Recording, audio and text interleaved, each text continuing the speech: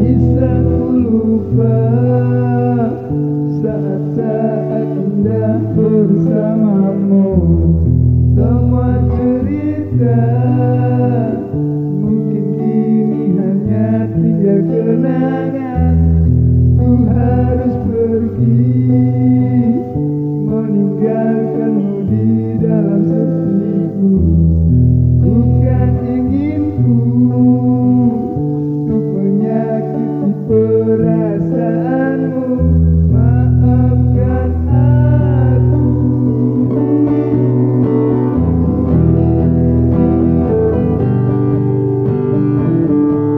Selamat datang di channel BH Korslet. Jangan lupa subscribe agar channel ini bisa berkembang ke depannya. Dan jangan lupa tinggalkan jejak Anda di kolom komentar. Terima kasih guys. Bab 504. Keira menatap tugas ketiga, tangannya terkepal erat. Dia tiba-tiba berbalik untuk melihat Lewis di kejauhan, lalu menatap tugas ketiga lagi dengan kilatan kemarahan di matanya. Austin bingung. Ada apa? Tidak apa-apa. Setelah Keira mengatakan itu, dia menarik napas dalam-dalam dan menundukkan pandangannya. Tidak mungkin dia bisa menyelesaikan tugas ketiga, tapi jika dia tidak menyelesaikannya, bagaimana dia bisa menyelamatkan ibunya? Merasa jengkel yang tak dapat dijelaskan, dia hanya berjalan ke samping, tatapannya kembali tertuju pada Lewis dengan sedikit kesan merenung. Tugas ketiga. Ketika dia tengah merenung, tiba-tiba semua yang ada di hadapannya menjadi gelap. Suara lembut itu berkata, "Keira, kamu tampak agak tidak senang. Apakah ada sesuatu yang mengganggu pikiranmu?" Keira mendongak untuk melihat Susan. Dia mengerutkan kening dan bibirnya menegang. Itu bukan urusanmu. Keira sudah dalam suasana hati yang buruk, dan melihat wanita ini membuat nada suaranya semakin kasar. Susan berkata, "Kira, aku ingin bicara denganmu. Aku tidak punya hal yang perlu dibicarakan denganmu." Keira tetap dingin, dengan acuh tak acuh menyelesaikan kalimatnya sebelum berbalik untuk pergi. Namun Susan kembali menghalangi jalannya. "Kira, aku hanya ingin berdamai denganmu. Aku salah paham padamu sebelumnya, tetapi kurasa kau juga salah paham tentangku. Hari itu di tempat parkir, orang yang kau lihat jelas bukan aku. Kuharap kau." Keira tiba-tiba mendongak ke arahnya, matanya berbinar tajam, "Kau pikir aku buta?" Di awal dia mungkin bermain bersama Susan, tetapi sekarang dia sedang tidak berminat untuk bermain. Ekspresi Susan menegang. Keira, dengan wajah dingin dan diam, tampak cukup menakutkan. Susan tahu bahwa Keira bukanlah wanita yang bisa dianggap remeh, namun ketika menoleh ke arah Peter di kejauhan, yang tengah memperhatikan mereka, kilatan kebencian terpancar di matanya. Dia datang sengaja untuk memperbaiki hubungan mereka, setelah melihat sikap pilih kasih keluarga Olsen terhadap Keira. Untuk mencegah Peter memperlakukannya dengan buruk, Susan sengaja bersikap penuh kasih sayang untuk menjilatnya. Jika dia tidak bisa memenangkan hati Keira, maka Susan tiba-tiba mencengkeram lengan Keira. "Kira, kamu benar-benar salah. Itu bukan aku. Kemarin di mall, aku melihat seseorang mengenakan pakaian yang sama denganku, jadi, bisakah kamu berhenti merusak reputasiku?" Keira mendengus dan dengan lembut menyingkirkan tangannya. "Pertama, aku tidak mencemarkan nama baikmu di depan umum, dan kedua, dia saudaraku, jadi aku pasti tidak akan menutup mata terhadap apa yang telah kau lakukan." Setelah mengatakan ini, dia berjalan melewati Susan untuk menemukan Lewis. Tugas ketiga terkait dengan Lewis, dan dia perlu menyelesaikan masalah dengannya. Namun sebelum dia bisa sampai di sana, Susan tersandung dan jatuh ke tanah sambil menjerit. Keira terkejut. Dia menoleh ke arah Susan dengan bingung. Peter kemudian bergegas menghampiri dan membantu Susan berdiri. "Susan, kamu baik-baik saja?" Susan berkata, "Aku baik-baik saja, Peter. Jangan salahkan Kira. Dia tidak bermaksud mendorongku." Kemudian dia menundukkan kepalanya, berpura-pura menangis, dan menatap Keira. "Kira, aku tahu kau tidak menyukaiku, dan latar belakangku tidak pantas untuk Peter, tetapi dia dan aku benar-benar saling mencintai." Peter berkata bahwa keluarga Olsen tidak peduli dengan latar belakang, jadi bisakah kau berhenti menentang kami? Keira bingung. Pada saat itu, dia merasa ingin mengumpat 1000 kali. Menurut Susan, novel romantis kuno manakah yang pernah ia baca? Dan skenario ini, bukankah ini sesuatu yang sering dilakukan oleh karakter pendukung jahat dalam drama TV? Bibir Kira berkedut, dan dia menunjuk ke kamera video di dekatnya. Susan, kamu tidak tahu. Ruang perjamuan besar ini diawasi.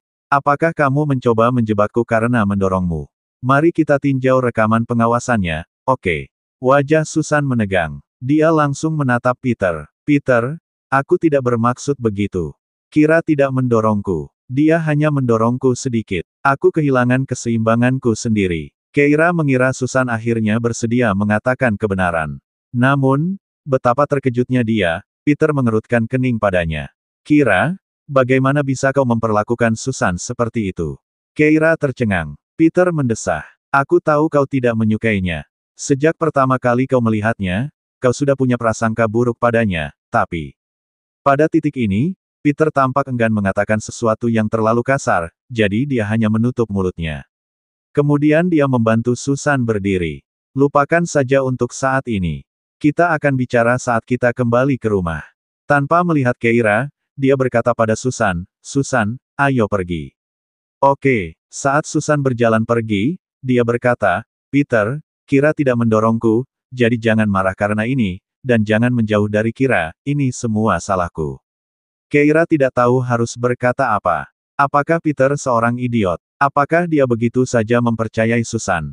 Dia memutar matanya. Kemudian, tawa kecil terdengar di telinganya. Adikmu sepertinya meninggalkan otaknya di rumah. Benar sekali. Keira menatap Louis dengan kata-kata di ujung lidahnya. Louis bertanya, apa yang terjadi? Dia merasakan sesuatu. Apakah keluarga South mengirimi Anda pesan berisi tugas? Keira mengangguk, mengeluarkan ponselnya, dan menyerahkannya agar dilihatnya. Bab 505. Louis mengambil alih telepon, dan wajahnya langsung berubah gelap setelah sekilas pandang. Keira juga mengernyitkan alisnya. Ada sedikit rasa berat di antara mereka. Keira melihat pesan teks itu sekali lagi. Isinya, tugas ketigamu adalah membuat Scott Martin jatuh cinta padamu dan menjalin pernikahan aliansi dengannya. Scott Martin, nama ini terdengar agak familiar. Secara kebetulan, Keira bertemu dengannya di Clans belum lama ini, dia adalah ekspatriat yang baru saja kembali dari luar negeri. Sepertinya dia belum menguasai bahasa asli dan seringkali menciptakan momen memalukan. Keduanya hampir tidak berinteraksi, penugasan tugas ini aneh dan tidak dapat dijelaskan. Terlebih lagi, Keira dan Louis sudah bertunangan, yang menjadi bahan pembicaraan di kota, membuat tugas ini pada dasarnya mustahil baginya. Wajah Louis berubah pucat, dan dia mengepalkan tinjunya, menatap Keira. Keira, tugas dari keluarga selatan benar-benar aneh. Tugas pertama adalah membuat Mary menikahi Alice tiba-tiba, dan tugas kedua mengharuskanmu bekerja sama dengan 5 keluarga besar. Tugas ketiga ini terlalu tidak masuk akal. Keira merenung. Tugas pertama bertujuan untuk menggunakan hubungan Mary dan Alice guna mengikat keluarga Olsen, yang sebenarnya tumpang tindih dengan tugas kedua. Oleh karena itu, bahkan setelah Mary dan Alice bercerai, situasinya tidak berubah. Saya pikir keluarga South hanya ingin saya menjaga hubungan kerja sama yang baik dengan 5 keluarga besar. Alasan spesifiknya tidak jelas. Namun, Scott Martin ini, siapa dia? Louis menjelaskan dengan wajah muram, aku pernah meneliti orang ini sebelumnya. Ketika dia berada di Oceanion, Scott Martin mengejar Keira, dan Louis menyuruh Tom menyelidiki pria itu. Ternyata pria ini datang ke Klera hanya untuk menembus pasar Klera, dan mengenai keluarganya, Louis menjelaskan dengan enteng, di luar negeri, mereka dianggap bangsawan. Apakah keluarga South memberimu tugas itu dengan tujuan agar kamu menjaga hubungan baik dengan setiap keluarga terhormat? Mengapa mereka melakukan itu? Bukankah tugas yang mereka berikan agak aneh? Keira mengangguk. Saya setuju. Louis terbatuk pelan, menatapnya. Jadi, apa keputusanmu? Keira meliriknya sekilas dan melihat pria itu tampak agak gelisah. Keira menundukkan pandangannya. Kehidupan dan kematian ibuku tidak pasti, jadi tugas ini jelas merupakan sesuatu yang harus kulakukan. Begitu dia berbicara, dia bisa merasakan Louis menjadi putus asa. Jadi, kau akan menyerahkanku. Keira tersenyum. Louis adalah orang yang acuh tak acuh dan sulit disenangkan. Mengapa dia selalu terlihat seperti pihak yang dirugikan? Hal itu membuatnya merasa kasihan padanya. Dia buru-buru menjelaskan, bukan itu maksudku. Aku ingin menghubungi Scott Martin dan melihat apa yang sedang dia lakukan. Mata Louis dipenuhi dengan kesedihan yang lebih dalam. Keira melambaikan tangannya. Jangan menatapku seperti itu. Aku hanya akan menegosiasikan kemitraan bisnis dengannya. Selain itu, bahkan jika aku mencoba membuat Scott Martin jatuh cinta padaku, itu tidak berarti dia akan melakukannya. Aku bukan Helen dari Troy. Aku tidak bisa membuat semua pria jatuh cinta padaku. Kata-kata itu dimaksudkan untuk menghibur Louis, tetapi tepat saat dia selesai berbicara, tiba-tiba, sebuah suara dengan suara kerera yang terbata-bata terdengar dari belakang. Nona Olsen, itu benar-benar Anda. Keira tercengang. Dia menoleh perlahan dan melihat Scott Martin mengenakan setelan berwarna terang, wajahnya dipenuhi kegembiraan saat dia mendekat dengan cepat. Kemudian, memanfaatkan keadaan Keira yang terkejut, dia menggenggam tangannya. Nona Olsen, sungguh suatu kehormatan bagi saya untuk bertemu kembali dengan Anda di Clans. Ketika saya meninggalkan Oceanion, saya agak enggan dan tidak bisa mengucapkan selamat tinggal kepada Anda secara langsung. Saya tidak pernah menyangka kita akan bertemu lagi di sini. Keira tidak tahu harus berkata apa. Secara naluriah ia menatap Louis dan melihat ekspresinya menjadi gelap. Louis melangkah maju dan meraih tangan Scott Martin, mencoba melepaskannya dari tangan Keira, nadanya dingin. Tuan Martin, halo, saya tidak ingat pernah mengirimi Anda undangan ke pesta ulang tahun saya. Bagaimana Anda bisa masuk? Scott Martin memegang erat tangan Keira, mengabaikan kata-kata Louis. Nona Olsen, ada pepatah lama dari suku Krera yang mengatakan, pertemuan sudah ditakdirkan oleh takdir, seperti pernikahan yang diikat oleh seutas benang sepanjang 1000 mil. Keira berkata, Tuan Martin, pepatah itu tidak cocok untuk digunakan di antara kita berdua. Begitukah? Scott hanya tertawa. Menurutku itu sangat tepat. Keira segera menarik tangannya, dan saat Scott hendak mendekat untuk mengatakan sesuatu lagi, Louis melangkah di antara dia dan Keira. Tuan Martin, Anda masih belum menjelaskan bagaimana Anda bisa masuk. Setelah itu, Charles berkata, aku yang membawanya masuk. Ia berjalan mendekat dan menepuk tangan Scott sambil tertawa. Tuan Martin berencana untuk mengembangkan sebidang tanah dengan bekerja sama dengan keluarga Olsen, jadi aku baru-baru ini berkomunikasi dengan Tuan Martin. Karena hari ini adalah hari ulang tahun Louis, wajar saja jika aku mengajaknya. Setelah mengatakan itu, ia menoleh ke Keira. Keira, ayo kita main game di sana. Keira melirik Louis secara naluriah.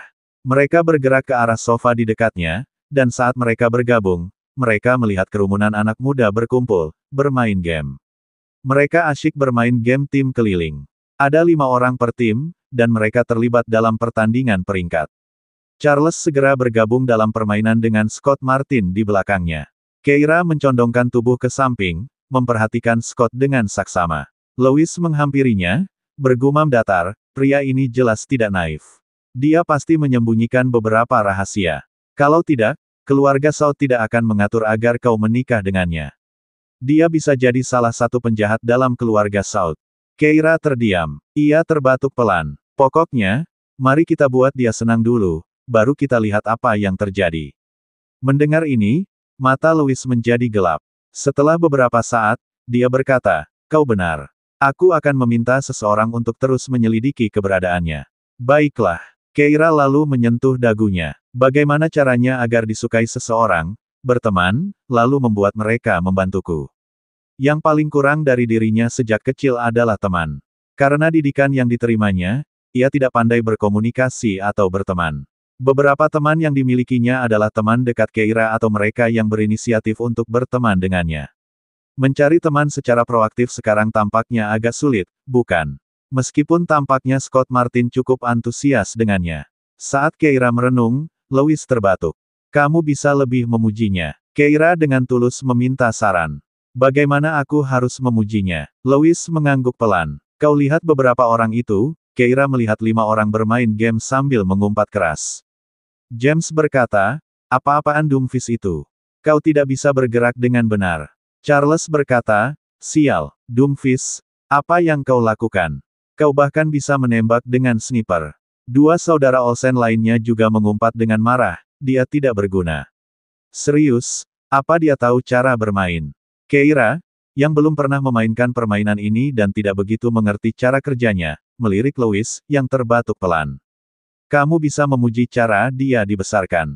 Keira langsung menganggukkan kepalanya. Setelah 1 putaran permainan, Scott tersenyum dan meletakkan teleponnya sementara keempat pemain lainnya tampak kesal, terus mengumpat dan mengeluh. Lewis kemudian mengangguk pada Keira. Keira langsung memberi isyarat, oke, batuk pelan, dan perlahan berkata, baiklah, kelima pemain itu mengalihkan pandangan mereka ke arahnya sekaligus. Keira melirik Scott Martin dan berkata dengan santai, tidak pandai memuji orang lain. Ini hanya permainan, jadi tidak perlu terlalu kesal. Kalian berempat harus benar-benar belajar dari Tuan Martin. Charles langsung bertanya, belajar apa? Keira berkata pelan, aku melihat kalian terus-menerus mengumpat Doomfist tadi, tetapi Tuan Martin tidak mengatakan sepatah kata pun sepanjang waktu. Temperamen seperti itu sungguh mengagumkan. Setelah memuji, dia bahkan mengacungkan jempol kepada Scott. Kemudian, dia diam-diam melirik Lewis. Lewis berusaha menahan senyum di sudut bibirnya. Keira tiba-tiba menyadari ada yang tidak beres, lalu menatap kelima pria itu, hanya untuk melihat keempat saudara Olsen mengernyitkan mulut. Scott tampak malu dan perlahan menjelaskan, yah, sebenarnya, akulah yang memainkan Doomfist. Keira tercengang. Dia berdiri dengan canggung. Kalian lanjutkan saja. Aku akan memeriksa yang lain. Setelah dia pergi, James langsung berkata, Kira, kalau kamu tidak bisa memuji seseorang, lebih baik kamu tidak melakukannya sama sekali. Keira bingung. Charles pun berkata pelan, Kira, pujianmu bagus sekali. Jangan lakukan itu lagi lain kali.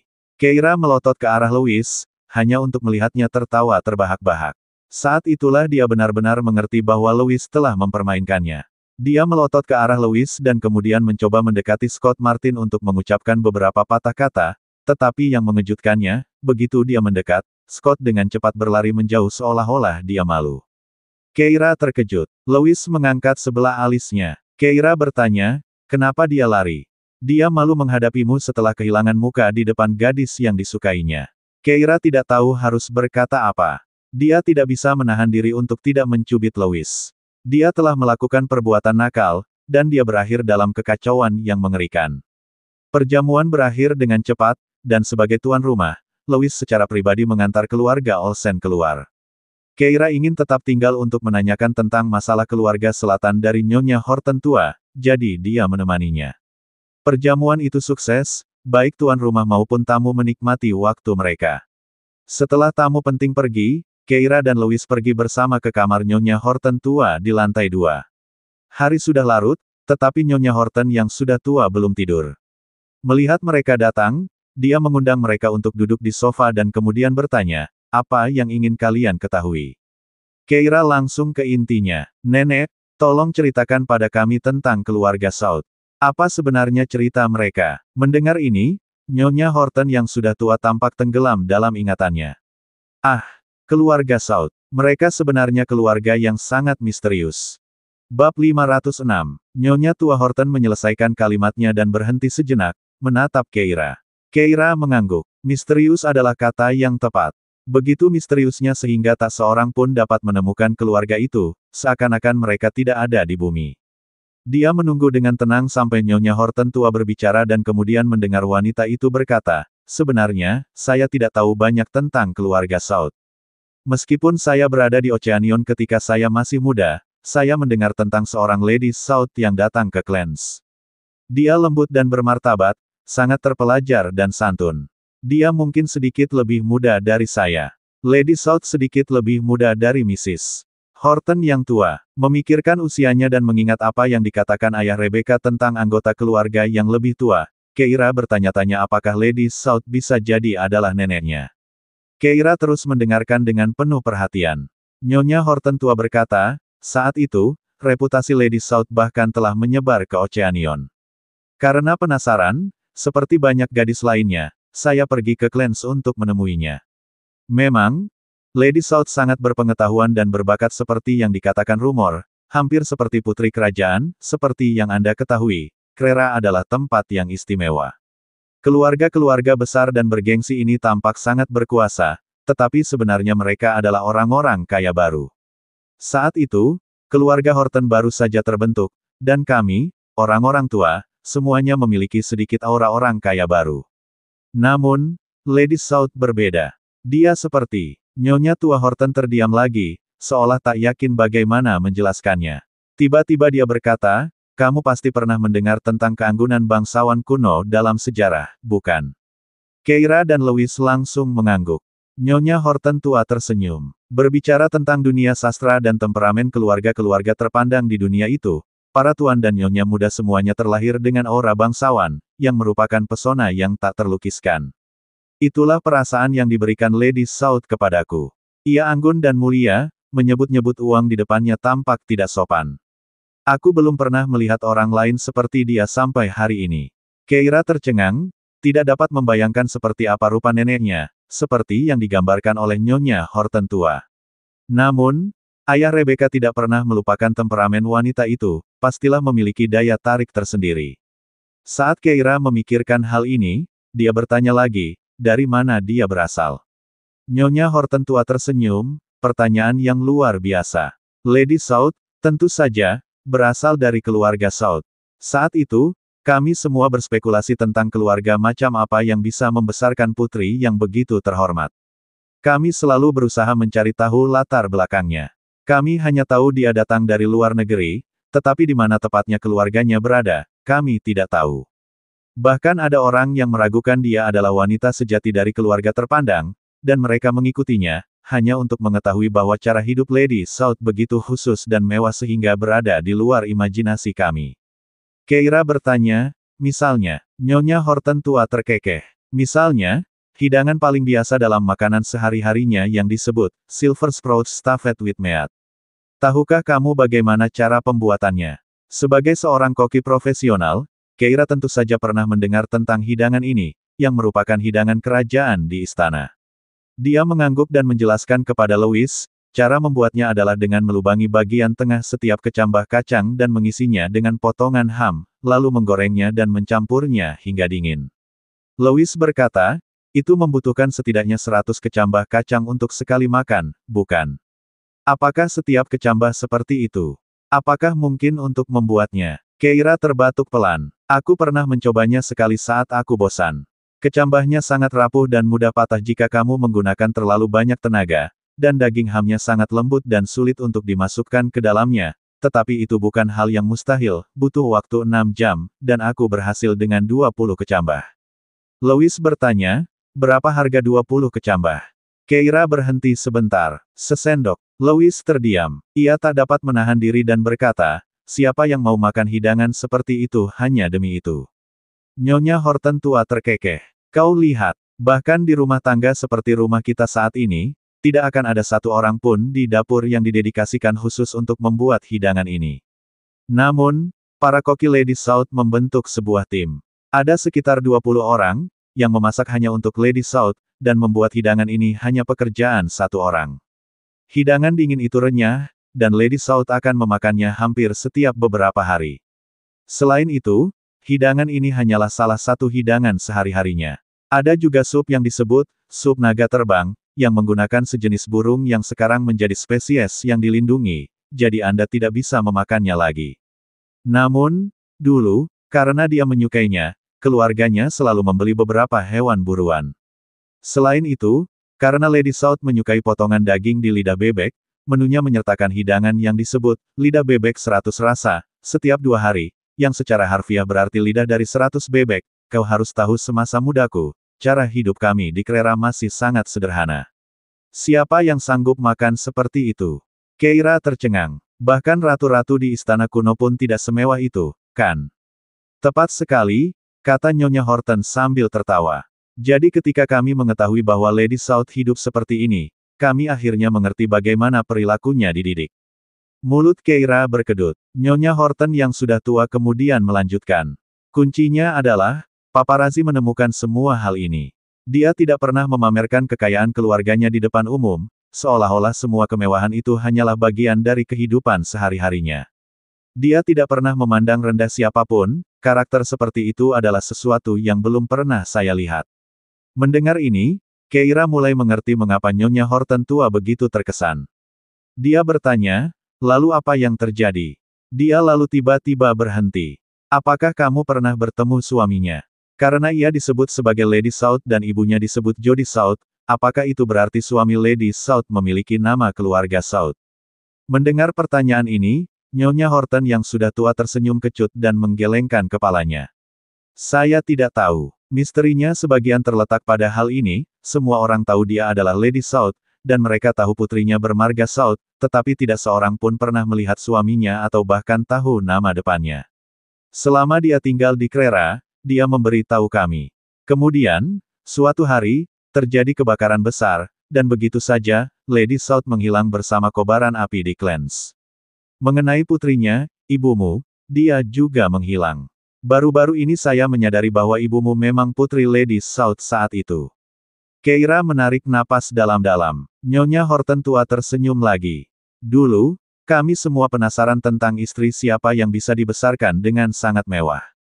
Tampaknya keluarganya tidak menjalankan bisnis apapun, tetapi uang dihabiskan seperti air mengalir seolah-olah tidak ada habisnya.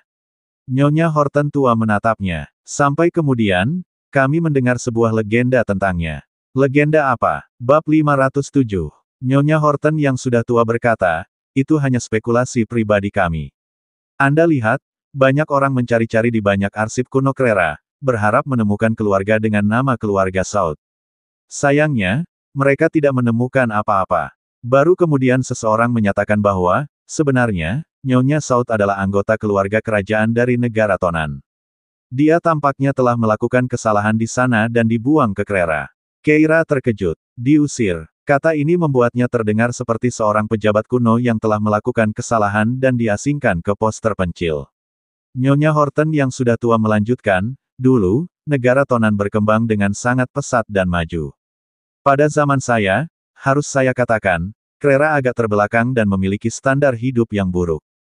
Bagi mereka, datang untuk tinggal di Krera seperti bentuk pengasingan. Namun, saya kira mereka tidak pernah mengantisipasi bahwa Krera saat ini akan menjadi sangat makmur, dengan kondisi kehidupan yang sangat baik. Keira mengangguk. Masih ada lagi. Nyonya Horton tua menggelengkan kepalanya. Hanya itu yang saya tahu. Lagi pula, saya bukan dari Krera, saya akhirnya kembali ke Oceanion untuk menikah. Selain mendengar bahwa Lady South meninggal dalam kebakaran besar, saya tidak begitu jelas tentang rinciannya. Keira mengangguk lagi. Ia merasa kunjungannya hari ini tidak sia-sia.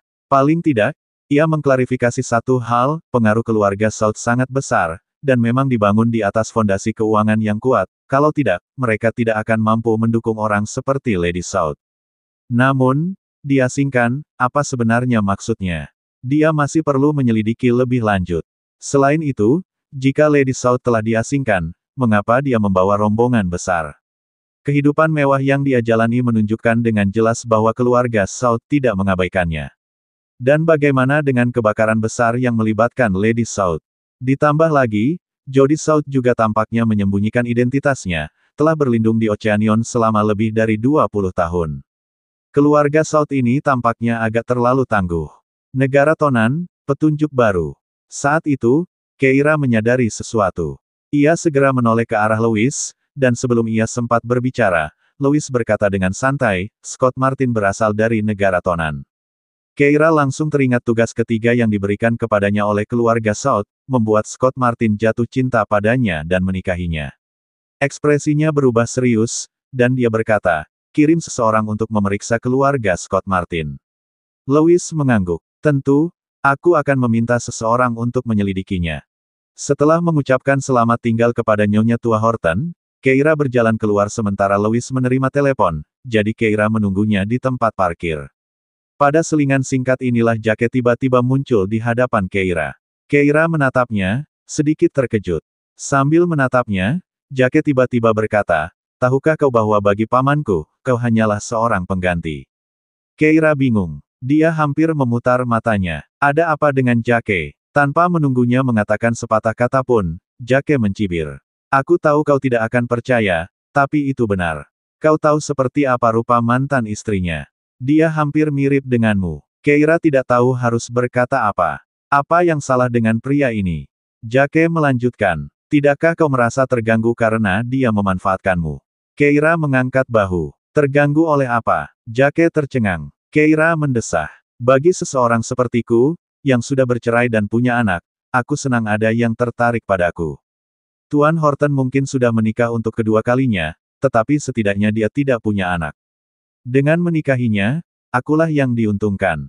Dan sejujurnya, aku sangat menyukai Tuan Horton, dia tidak hanya tampan dan tegap, tetapi dia juga kaya dan mampu membantuku mengembangkan bisnisku, bahkan jika dia memikirkan orang lain dan menganggapku sebagai pengganti, aku tidak keberatan.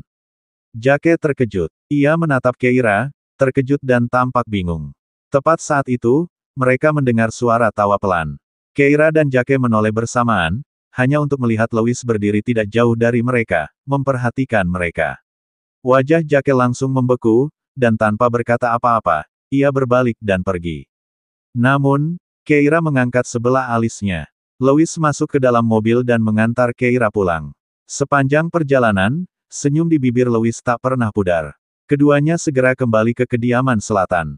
Begitu mereka sampai di ambang pintu, mereka melihat sosok yang dikenal berdiri di sana, itu adalah Alice. Keira tidak tahu harus berkata apa. Ia bertukar pandang dengan Louis, dan keduanya mendesah bersamaan.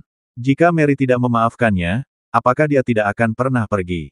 Keesokan harinya, saat Keira bangun, ia melihat pesan dari Austin yang mengatakan bahwa Nara sudah bangun tetapi menolak untuk menyapa mereka, dan ia sudah pulang bersama Matthias. Austin bertanya apakah Keira bisa datang dan mengunjungi Nara jika ia punya waktu. Setelah membaca pesan itu, Keira mendesah pelan. Ia sudah tahu ini akan menjadi hasilnya. Nara mungkin bisu dan tidak suka bicara, tetapi dia keras kepala dan sangat berpegang teguh pada prinsip. Setelah dipaksa melompat dari gedung oleh Austin, bagaimana mungkin dia bisa memaafkan saudara laki-laki seperti itu? Karena Keira sudah berteman dengan Nara, dia tidak bisa mengabaikan pendapat Nara begitu saja, jadi, Keira bangkit dan pergi mengunjungi Nara. Saat dia berkendara menuju gang tempat Nara tinggal, dia melihat mobil Austin terparkir tidak jauh dari situ.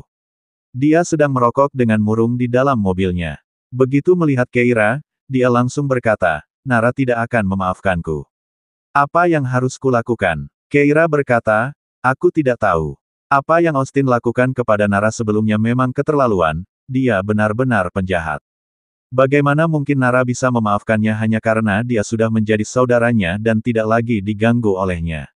Austin, yang frustrasi, menggaruk kepalanya dan berkata kepada Keira, ayo kita pergi menemuinya bersama.